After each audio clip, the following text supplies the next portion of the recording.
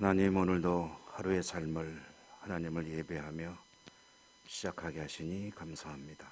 우리 예배를 받아주시고 은혜 내려 주시옵소서. 예수님 이름으로 기도드립니다. 아멘. 342장으로 찬송하시겠습니다. 342장.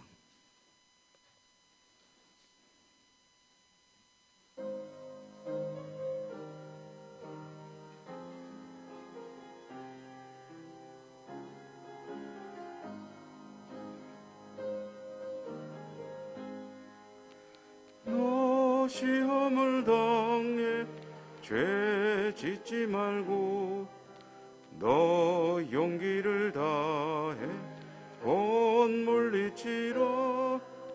너 시험을 이겨 새 힘을 얻고 주 예수를 믿어 늘 승리하라. 우리 구주의 힘과 그의 위로를 빌라. 주님 내 편에 서서 항상 도우시리. 내 친구를 삼가 잘 선택하고 너 언행을 삼가 늘 조심하라.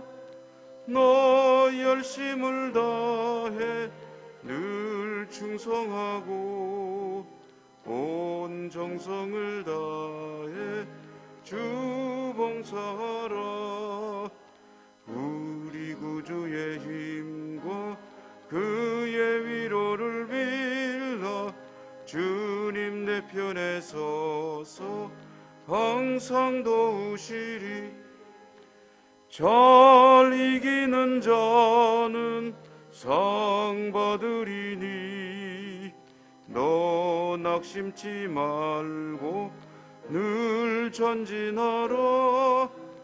내 구세주 예수 힘 주시리니 주 예수를 믿어 늘 승리하라. 우리 구주의 힘과 그의 위로를 빌라. 주님 내 편에 서서 항상 도우시리.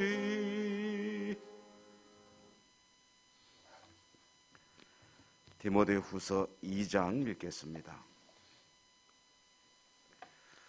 오늘이 1절에서 13절까지 신약성경 디모데후서 2장 1절에서 13절까지 한 절씩 교독합니다. 내 아들아, 그러므로 너는 그리스도 예수 안에 있는 은혜 가운데서 강하고 내가 많은 증인 앞에서 내게 들은 바를 사람들에게 부탁하라.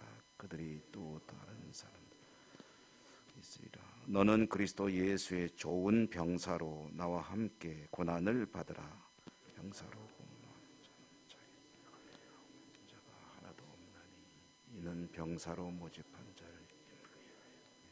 경계하는 자가 법대로 경계하지 아니하면 승리자의 관을 얻지 못할 것이며 수고하는 농과 복지고.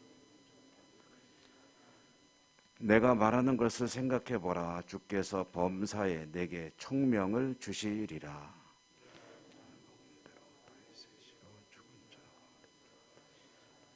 예수 그리스도를 기억하라. 복음으로 말미암아 내가 죄인과 같이 매이는 데까지 고난을 받았으나 하나님의 말씀은 매이지 아니하니라. 그러므로 내가 택함 받은 모든 것을 참음은 그들도 그리스도 예수 안에 있는 구원을 영원한 영광과 함께 받게 하려 함이라. 미쁘다 이 말이여, 우리가 주와 함께 죽었으면 또한 함께 살 것이요 참으면 또한 함께 왕노릇할 것이요 우리가 주를 부인하면 주도 우리를 부인하실 것이라.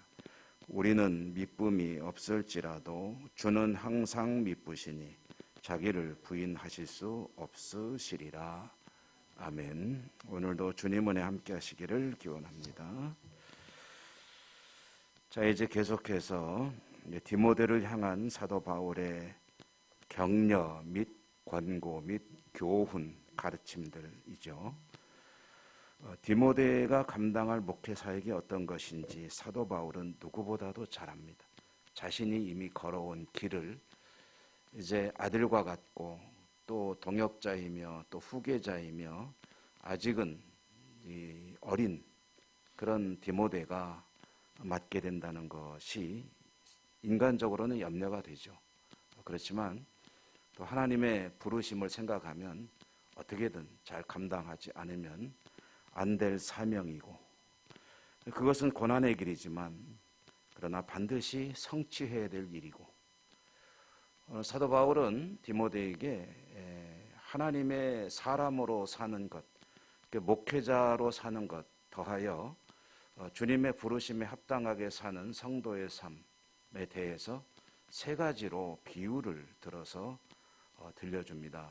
첫째로는 오늘 말씀의 4절에 보면 병사로 복무하는 자라고 되어 있죠. 이것은 군인을 비유로 든 거죠. 만약에 군인으로 부름을 받은 사람은 그 삶을 어떻게 사느냐 본다면 절대 복종이라는 거죠.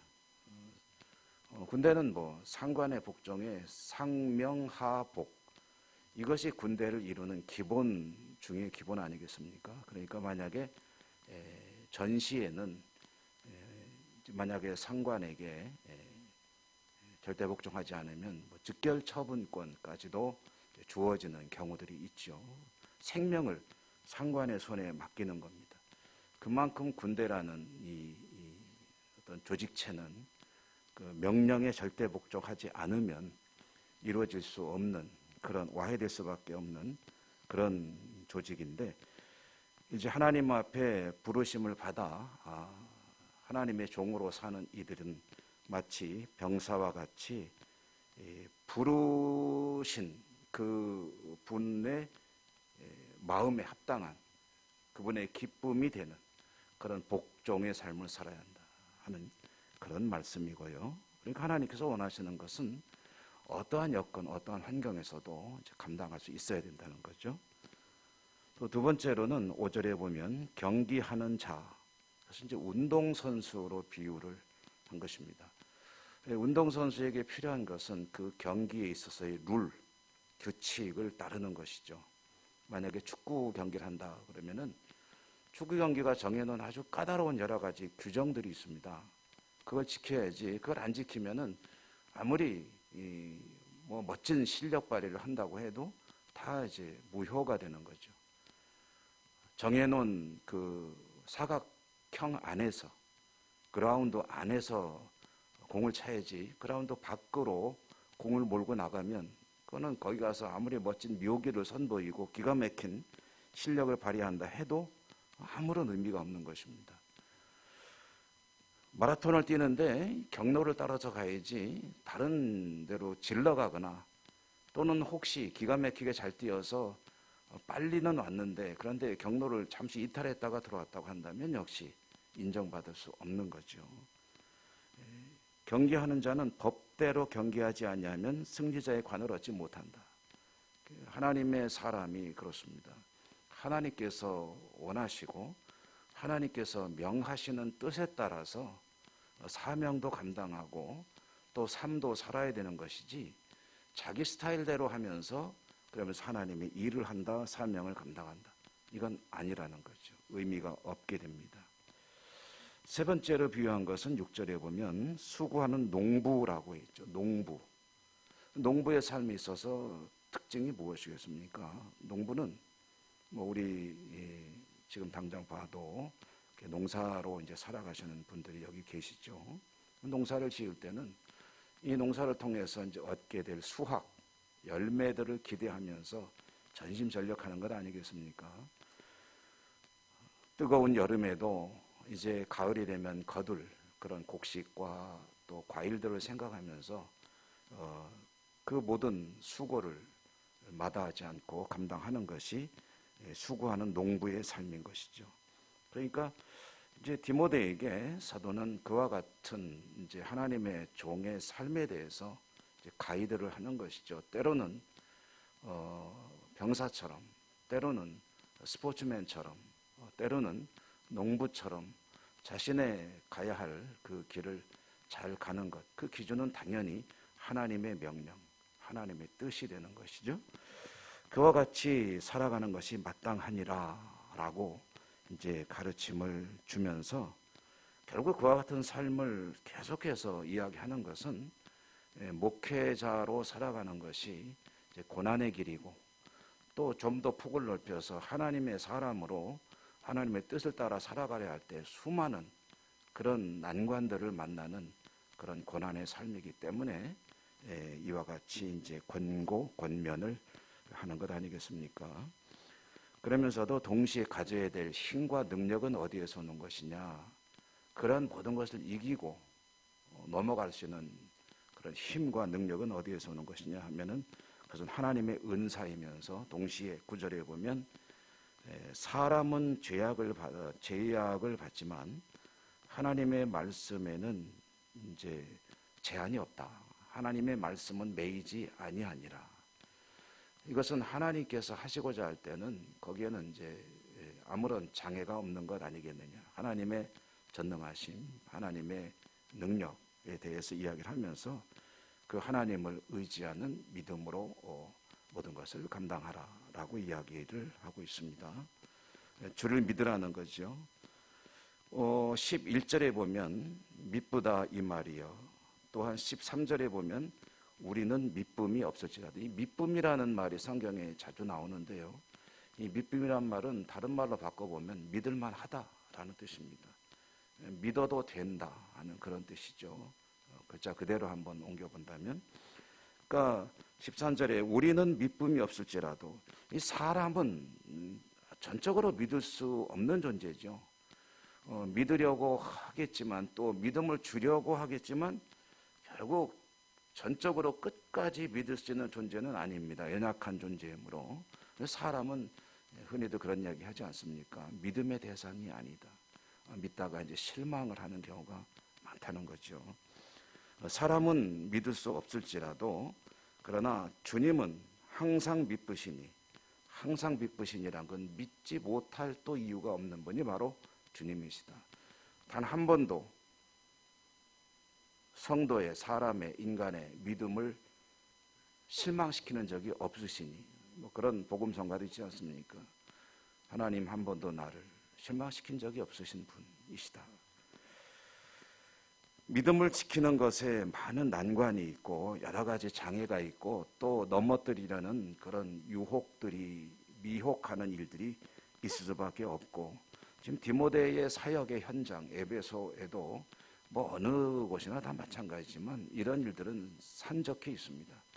그런 가운데서 목회 사역을 감당할 이 디모데에게 사도 바울은 주님만을 바라보며 주님만이 믿을 수 있는 분이시며 사람을 의지하지 말고 하나님의 사명을 잘 감당하며 믿음으로 승리하라라는 이야기를 하고 있는 것이죠. 이것은 목회자에게는 그야말로 금과 같은 그런 조언이 아닐 수 없으며, 동시에 성도에게도 그 신앙상에 있어서, 신앙의 삶을 살아감에 있어서 반드시 기억해야 될 그런 이야기라고 하지 않을 수가 없습니다.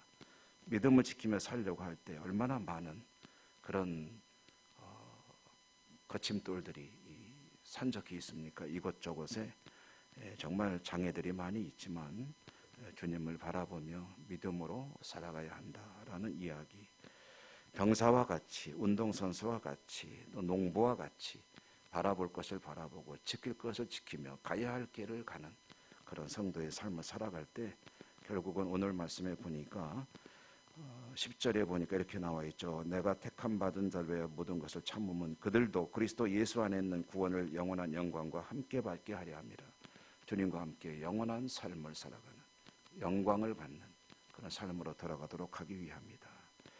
여러분, 오늘도 세상에 살아가실 때 주님만을 바라보며 믿음으로 승리하시는 복된 하루 되시기를 주님 이름으로 축원합니다. 은혜로우신 하나님 감사합니다. 오늘도 말씀을 들려주셨습니다. 말씀대로 주님만을 바라보며 주님을 믿고 의지하며 세상을